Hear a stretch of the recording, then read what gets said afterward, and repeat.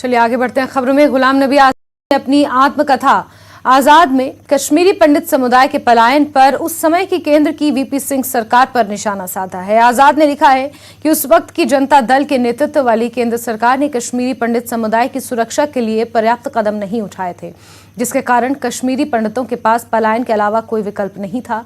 आजाद के अनुसार कश्मीरी पंडित 3 मुख्य कारणों से आतंकवादियों के निशाने पर आए, जिसमें से पहला, उन्होंने कांग्रेस का समर्थन किया, दूसरा, वो भारत समर्थक और अलगाववादी विरोधी थे, और तीसरा, वो कश्मीर में केंद्र सरकार के कार्यालयों में कई महत्वपूर्ण पदों पर रहे।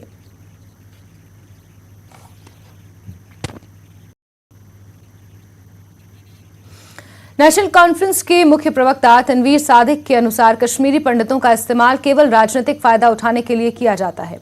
उन्होंने कहा कि मैंने उनकी किताब नहीं पढ़ी है, लेकिन जो कुछ बताया जा रहा है वो कोई सकारात्मक संकेत नहीं है। उनका कहना है कि कश्मीरी पंडितों के पलायन की कहानी सभी जानते हैं।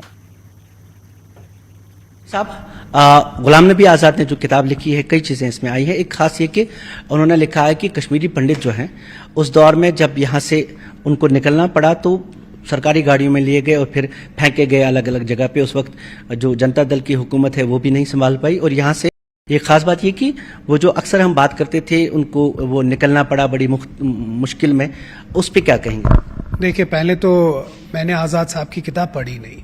अब आपकी तरफ से जितनी मैं सुन रहा हूँ, जितनी इन्फॉर्मेशन है, उसमें फिर से कश्मीरी पंडितों की बात होती।